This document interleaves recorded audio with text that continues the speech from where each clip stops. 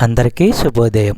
ఈరోజు దేవుని వాగ్దానం ఏమనగా మత్తయి సువార్త 26వ అధ్యాయము 41వ వచనము. మీరు శోధనలో ప్రవేశించకుండానట్లు మెలకువగా ఉండి ప్రార్థన చేయుడి. ఆత్మసిద్ధమే గాని శరీరము బలహీనమని పేతురుతో చెప్పి. సహోదరులారా, శిష్యులు గొప్ప పరీక్ష సమయాన్ని ఎదుర్కోబోతున్నారు. దానికి సిద్ధపడేందుకు సరైన పద్ధతి నిద్రపోవడం కాదు. విషమ పరీక్ష, దుష్ప్రేరేపణ సమయంలో శరీర స్వభావము ఎప్పుడూ మనకు అండగా నిలవదు. మన కౌగిట్లోనే ఉన్న ద్రోహి వంటిది శరీర స్వభావము.